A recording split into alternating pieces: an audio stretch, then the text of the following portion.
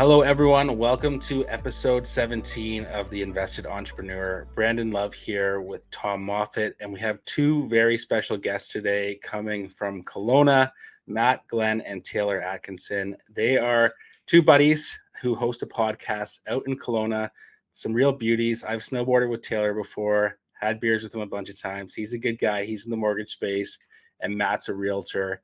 So today we're going to just bob and weave a little bit through podcasting, investing, and some other stuff that's been on our radar lately. So thanks for joining us, guys. Yeah, thanks for having us. Man, I'm taking notes. You crushed that intro. Like, we need to do that. Taylor, big week for you. You just welcomed a new baby into your orbit. So thank you for joining us. I'm sure you're a little sleep deprived, so we'll forgive you if you stutter.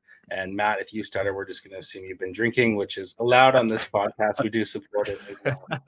That's totally okay here. So how did the two of you pair up? Were you buddies before, or did real estate kind of bring you together?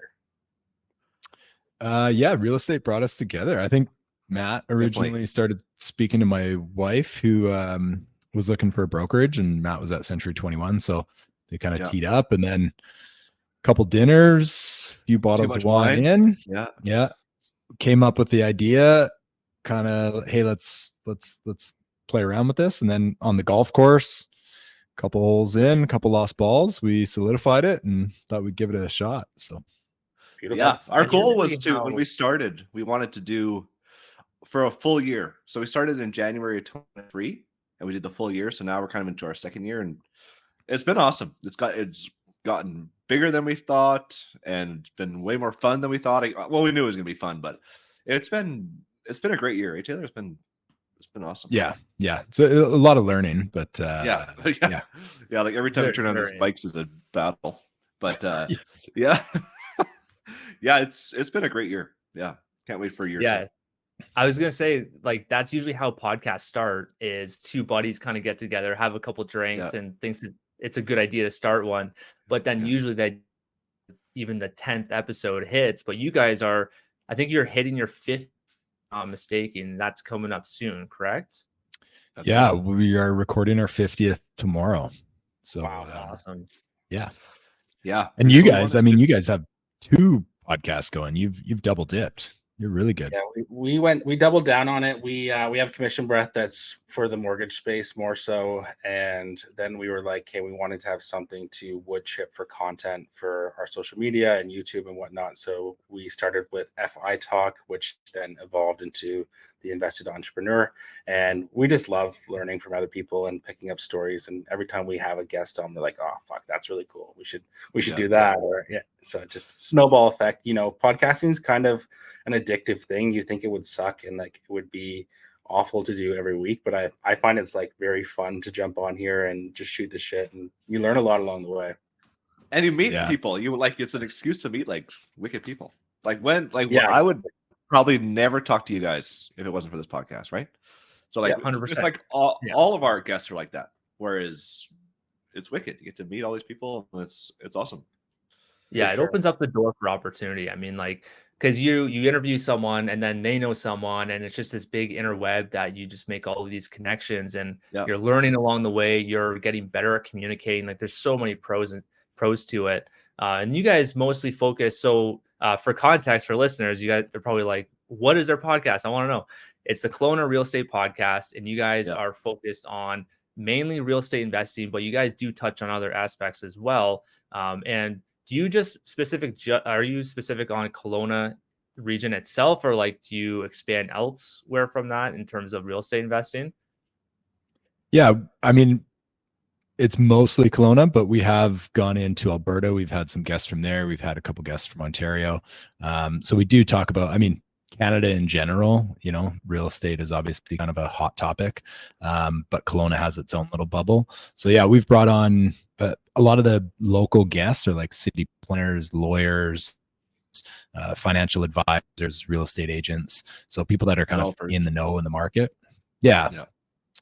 So it's fun to see kind of who's molding and shaping the city around us. And we get to kind of get the inside scoop on that first. And it's Kelowna, but it is like the Okanagan too. So it's Kelowna. Yeah. Yeah. And Kelowna's kind of like, it feels like the LA of Canada. I feel like everything in Kelowna is super nice and the people are very beautiful. Like everything's. Yeah. Thank you. Thanks for noticing. It'll pump your tires a bit in the first 5. Yeah. Yeah. Yeah. It's an awesome place to be, honest. Like, we're pretty lucky. We talk about this a lot on the show, is how lucky we are to live and work in Kelowna. Like, it's. Well, you guys have been out here a couple times, but you've been out in the winter, right? Yeah, I went out in the summer as a kid, but mainly in the winter since I've been on. I was only there for 5 days last January, I think. Brandon, yeah, it was 5 days in January, and like the weather was like rainy for the 5 days. So I have like our next trip, I'm for sure going in the summer because I've only heard good things. And even on the clear days when we were there, like just the surroundings of the town is just super cool. Like, I loved it. Yeah. You know, the other thing I like about Kelowna, and this resonates a lot with your guys' podcast, is there's a lot of entrepreneurial type people here. Whether that's just inherently because we're all lazy and we want to lay by the lake and super good looking. Yeah. Yeah.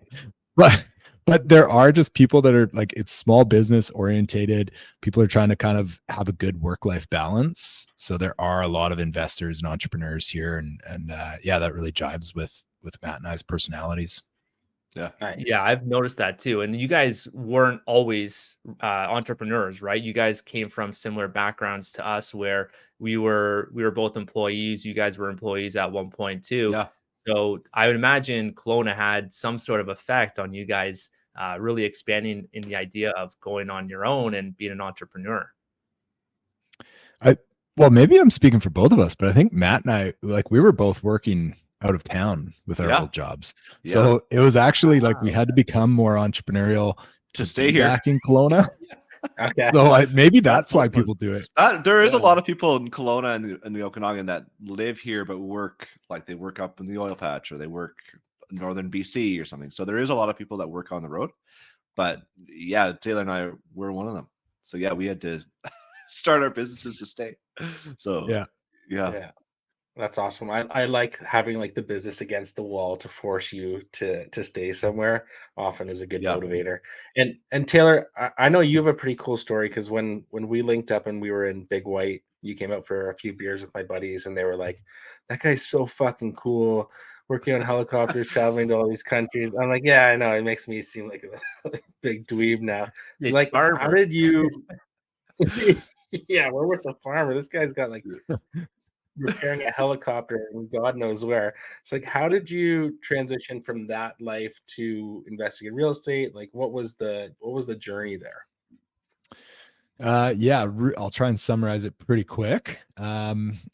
Started out working on helicopters in Canada. A lot of the guys did kind of the same job where you're out of town for like 6 weeks on, 6 weeks off kind of thing. And buying real estate was a way to kind of generate some passive income. So I started to do that, lived overseas for almost 15 years and doing the month on, month off, or 6 on, 6 off. And I would just travel the world. And during that time, I didn't have like a lot of expenses. So the money I accumulated, I just kept buying real estate and more and more and more and more. So then when I came back, it was kind of an easier transition to get into the role professionally. And I saw the benefits of essentially running your own business in terms of like a holdco real estate style. So yeah, that's how I kind of transitioned fully into it. I just saw the power and the wealth that it could build. And it was life-changing. You knew that you were going to be you knew you were investing in real estate from pretty young age, like way younger than me, which is actually kind of awesome. I wish I was like that. Yeah, I think I just didn't know that I shouldn't have been doing it.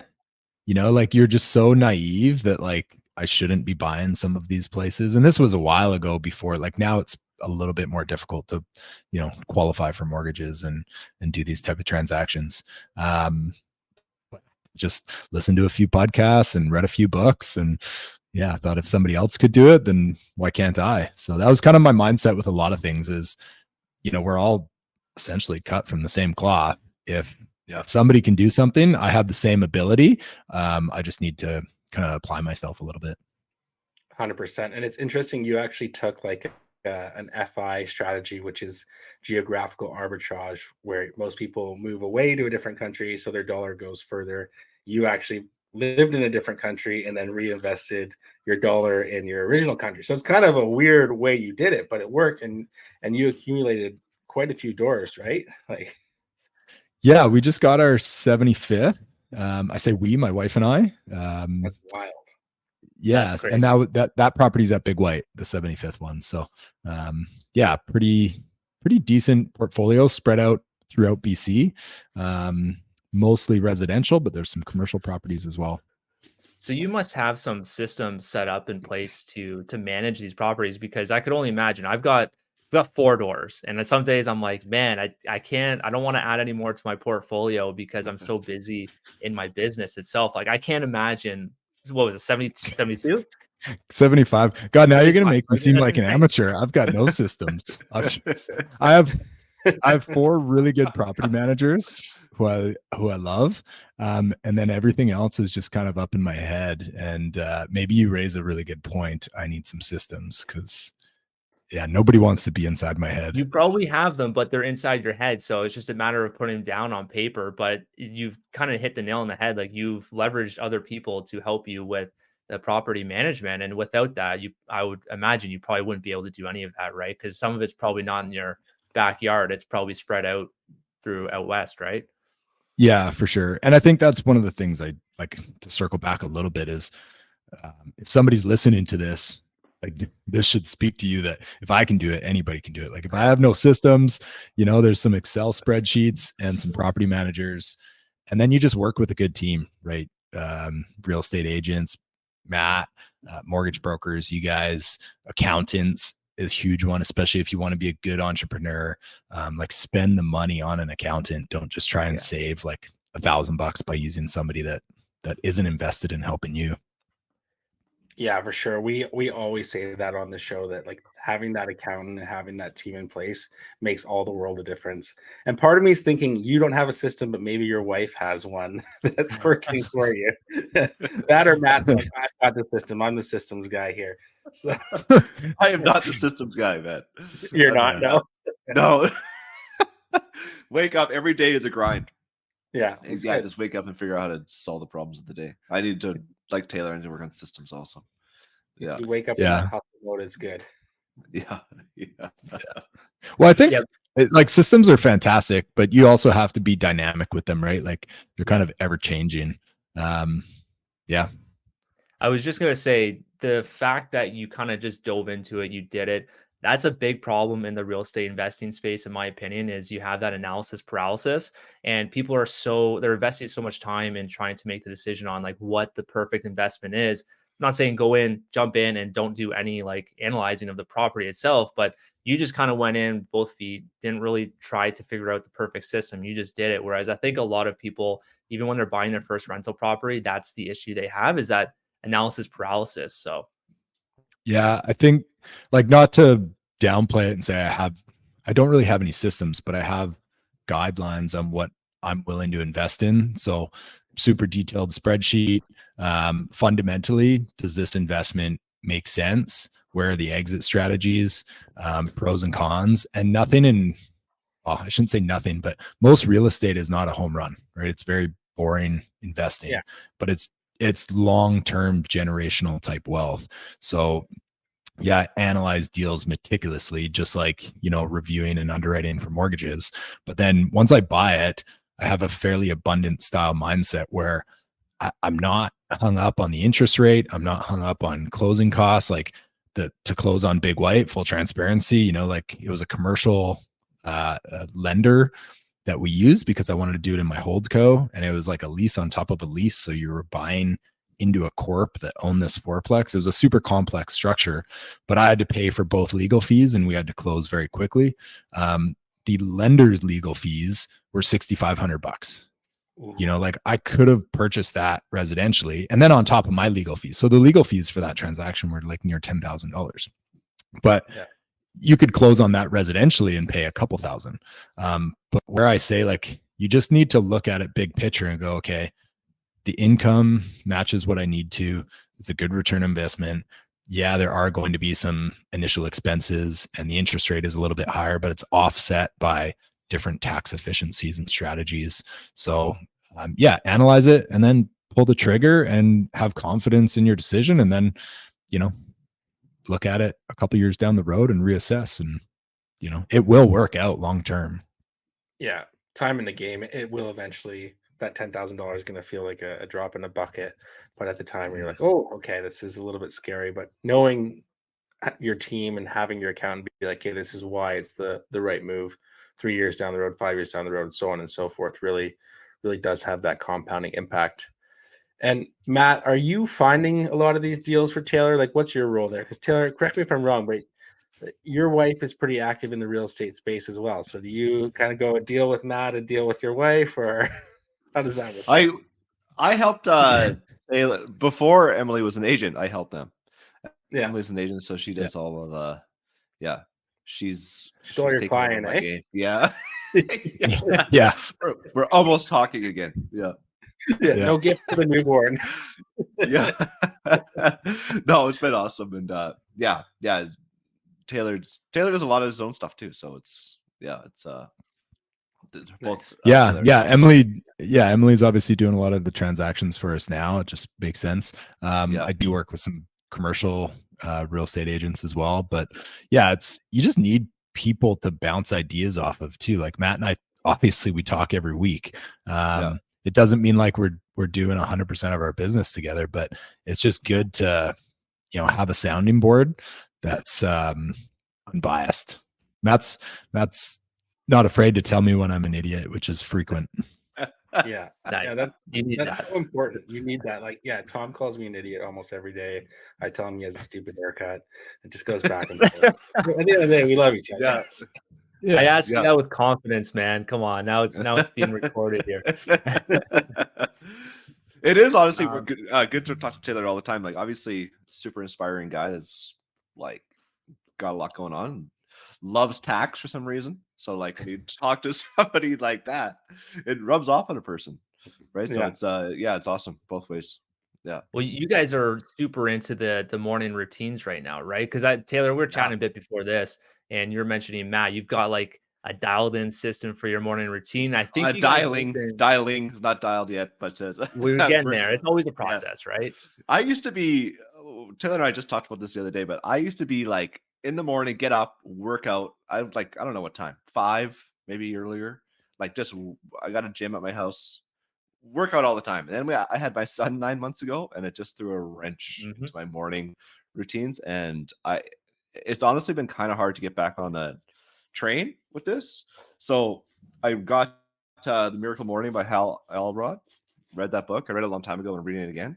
And it's honestly, it's already helped like so much my mornings, just kind of getting my physically back in shape, but also like my mental game on point and just ready for the day. And it's been awesome. It's been a great start to the year. Yeah. But I'm definitely still tweaking. Yeah. And so The Miracle, I haven't read the book myself, but I imagine it's obviously going through like a whole outline of how to structure your morning. So what's been like the biggest change that you've made since last year that's really made that impact on your mornings now?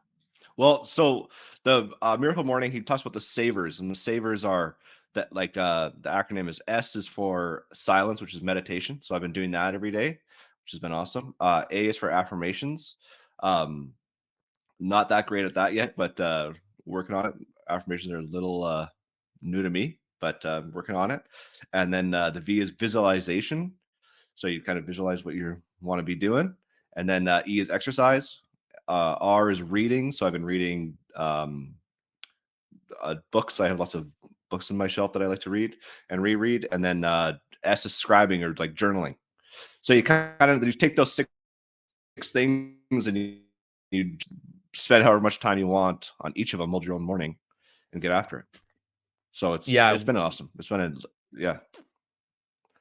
we actually talk about this quite a bit too, because I've been restructuring my morning as well. Like I was in the same boat where I just had a kid 11 months ago. So pretty similar to you. And my sleep was kind of going out the window. Yeah, thanks, man. It's obviously like the best thing ever, but your sleep is just it's gone. Yeah, that's until you exactly kind of get well into put. that routine. Yeah. Yeah, so Yeah. you have to be flexible with it, and it sounds like you were. And I'm in the same boat. Like I used to work out in the morning every single morning. It Yeah. would really start my day, and I would do the meditations, like Yeah. pretty much everything you just explained. And then I had to revert it this year because last year, what I was doing instead was instead of working out in the morning, I was pushing it until the afternoon. And in Yeah. the mornings, I was just doing all of my business building activities, which I don't regret doing it because it actually like really helped my business get to where Yeah. it is now.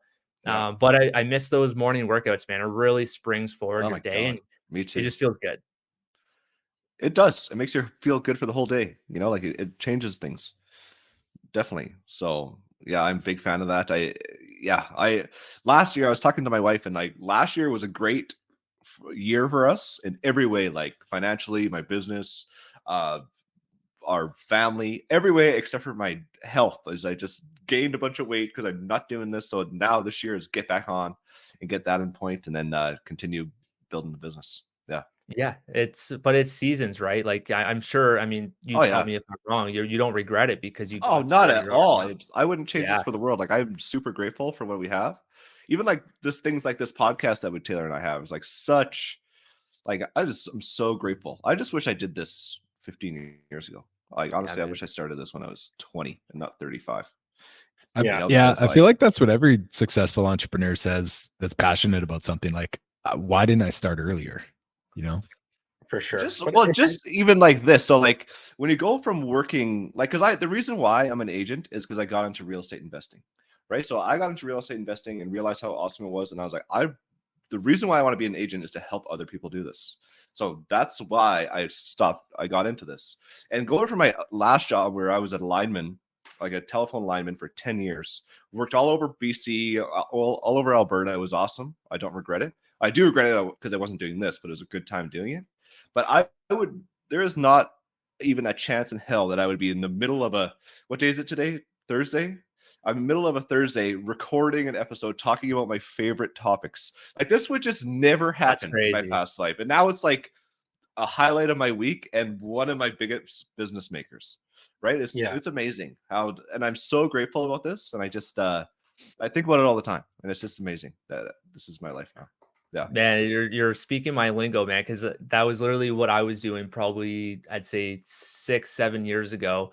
I was Yeah. the guy on the road. I was working construction, and I was Yeah. flipping the sign, the Oh stop and yeah, the go. flagging. We were the Yeah. flaggers. Yeah, Yeah. man, in the cold winter, like, Yeah. that's what I always think about too. When I have, like, busy, stressful days, I always look back to those moments. I'm like, "Man, I'd much rather be doing what I'm doing right now."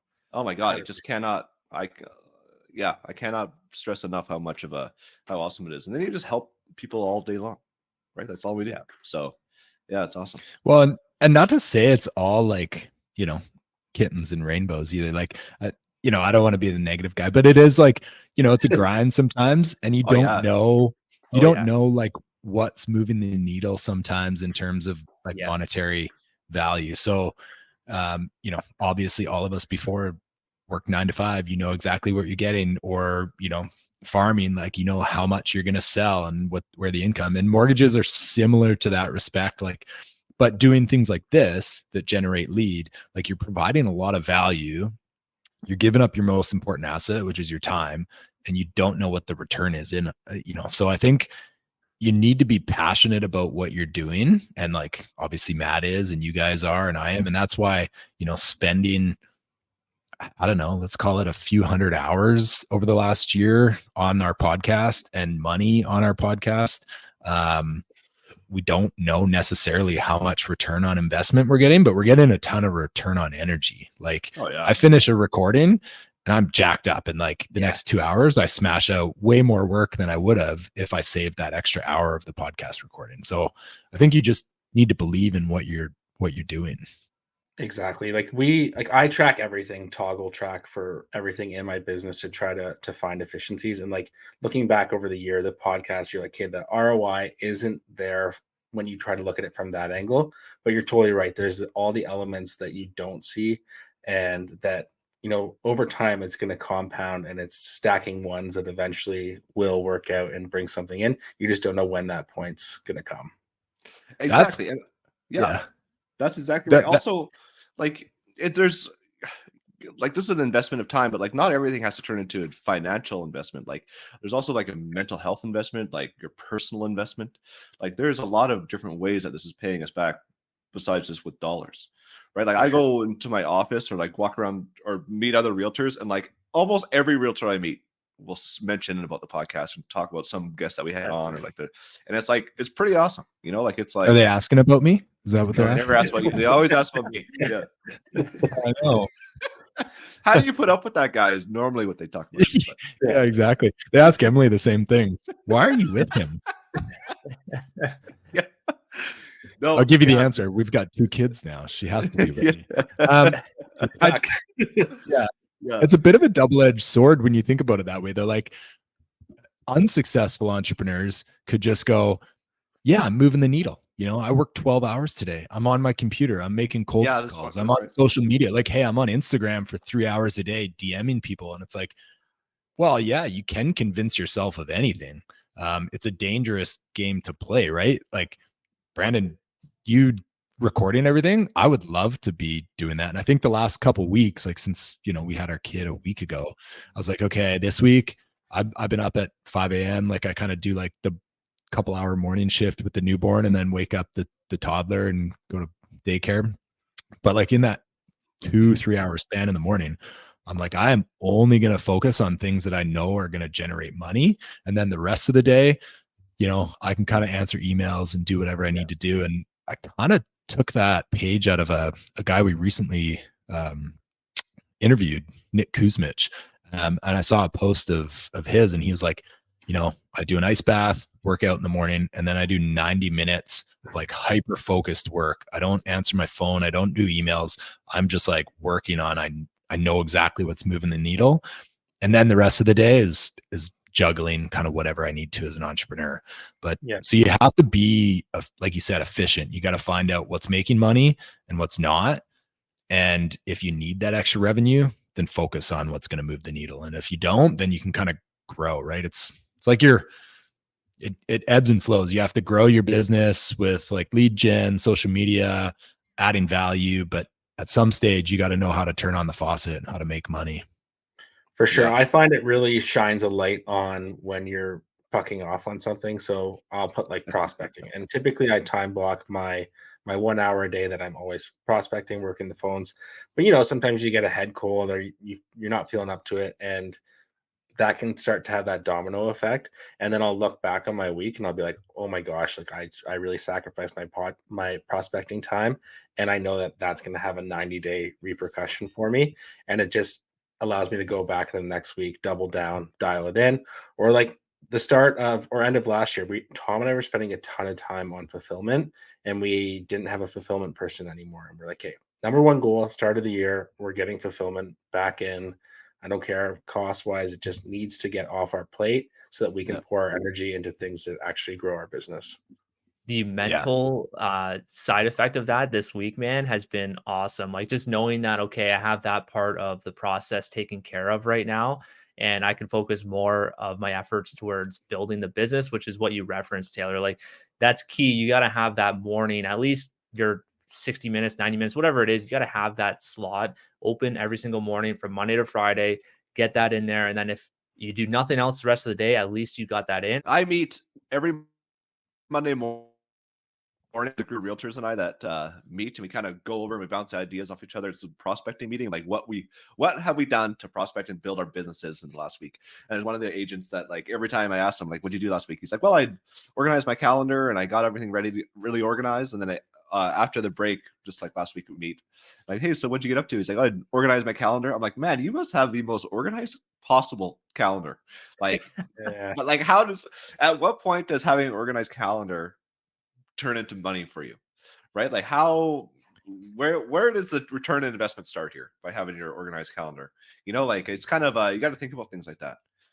Like it's kind of like a to-do list, right? You can get lost in, oh, I'm being really efficient because I have all these to-do lists, but your inbox is never going to be empty, right? You're always going to have things to do, and you're just going to make little work projects. But to circle back about you guys hiring fulfillment, I would read a quote from Brandon Turner, Bigger Pockets guy.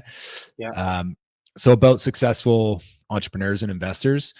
He goes, they take asymmetric bets. What's that? It's a risk where the potential upside is far greater than the downside. Like success might be 100x gain, but the risk might be 50-50 to a 5x loss. His example, and this is exactly what you guys are talking about, fulfillment, it's hiring an assistant might be a $50,000 risk, but the upside could be $1 million or more.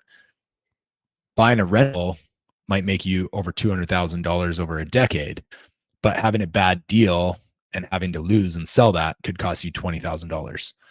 Want to be successful, make asymmetric bets. So that's the whole point, is like, as an entrepreneur, you have to figure out, okay, time and money, is this like, where's the upside? If it's just a 50-50 split and you're like, I'm going to hire fulfillment, it's going to cost me $100,000 and it's going to allow me to then go make $100,000. It's not really going to benefit you at all. So I think that's what I need to like continue to focus on is there a substantial upside with time, money, anything? And if it's just a 50-50, like there is no upside, you got to learn how to cut it.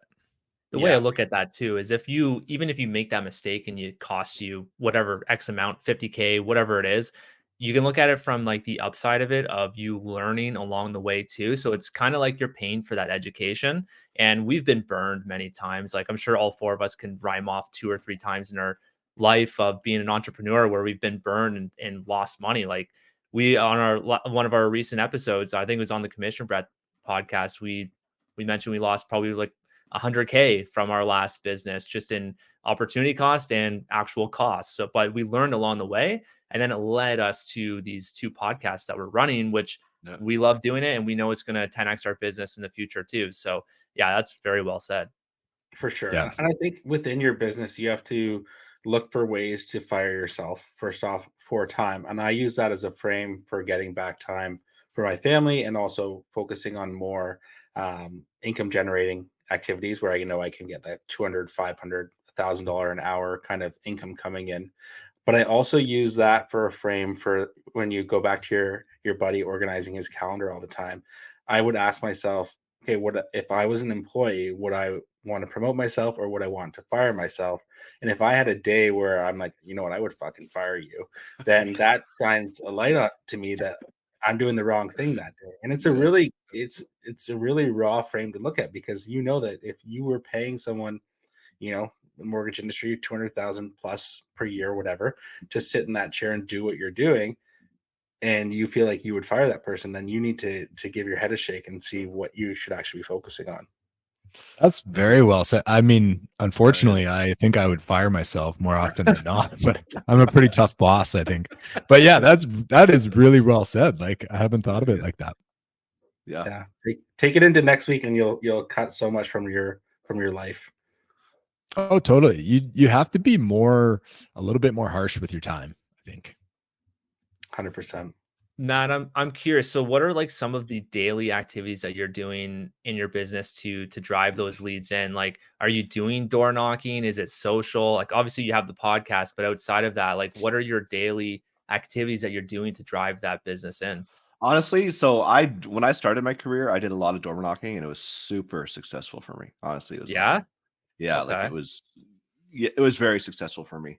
But now that I've gotten way busier and kind of my career's at a new level, the biggest return on investment is talking to as many people as I can, making phone calls, staying in touch, attending events, like having events.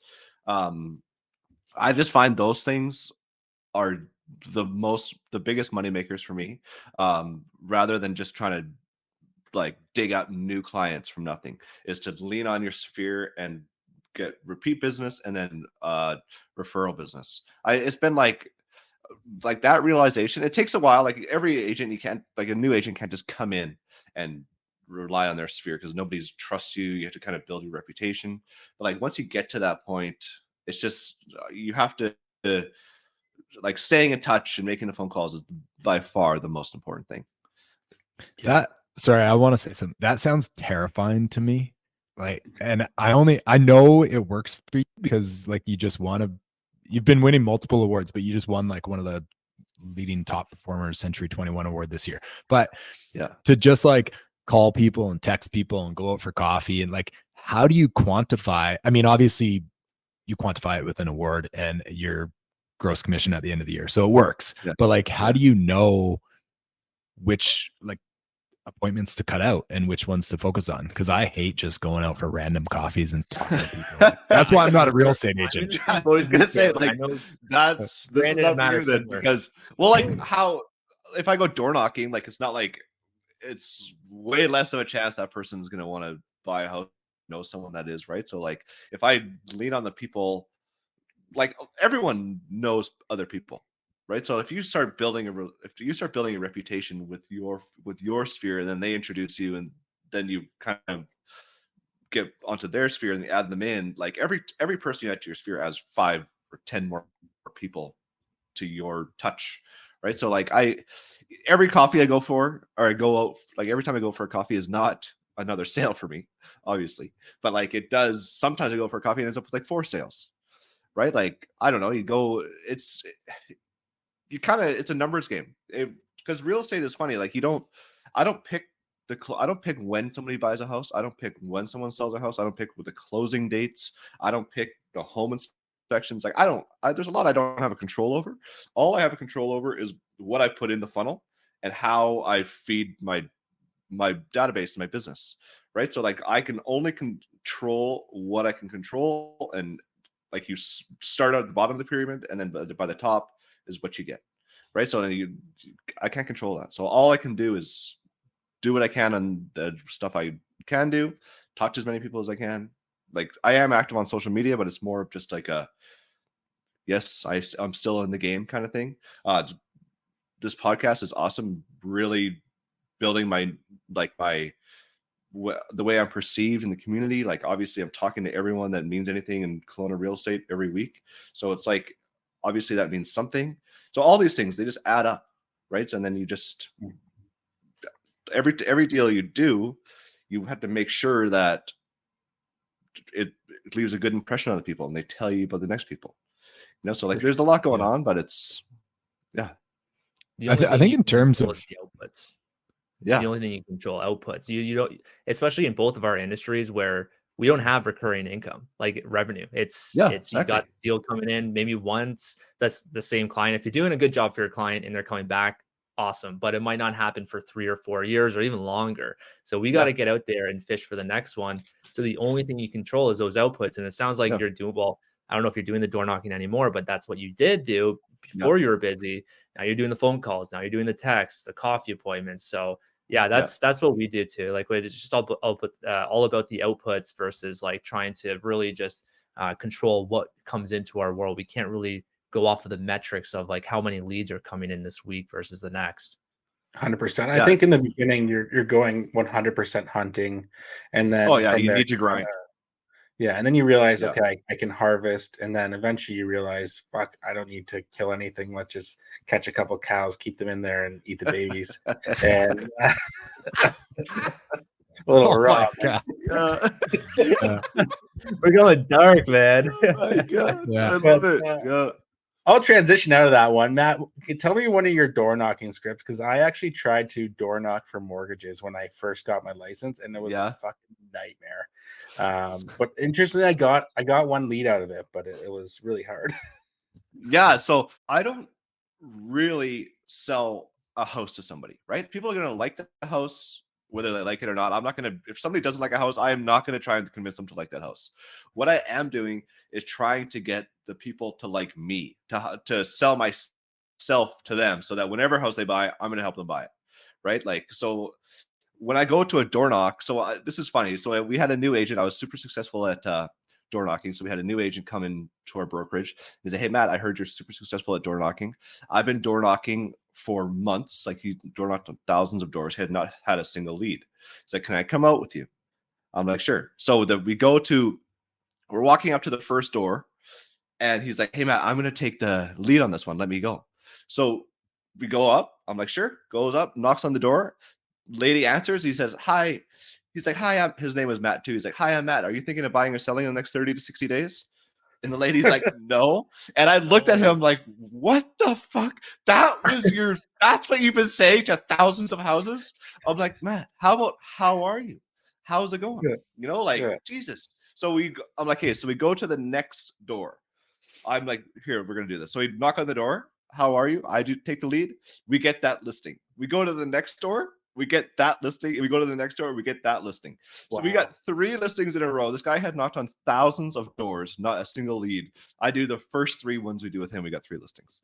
It's like, and it's all, obviously there's a major amount of luck in that story. But like, also, if he would have started with that, he would have got 3 doors slammed in his face. Right. So like, I think scripts are good for like a reference when you're talking to somebody, or like how to like combat a certain point. If you know the script of what to say for this, or when a client says something like this, you know how to answer it.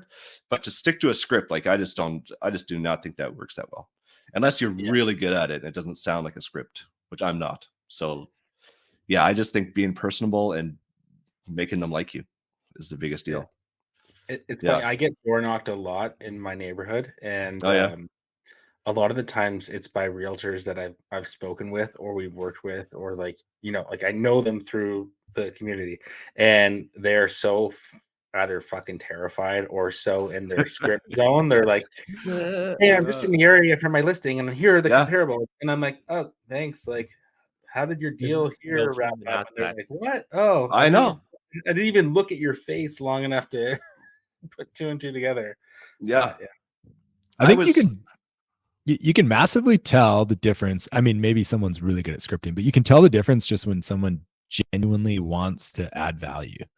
Like that's it. Like I get a text from a real estate agent, won't name names. It's not Matt, but like he'll follow up every 6-7 weeks, and it's exactly what he's trying to do. It is massively selfish. There is no genuine relationship. There's no value add. Never calls you up to like say, hey, I think you'd be interested in this.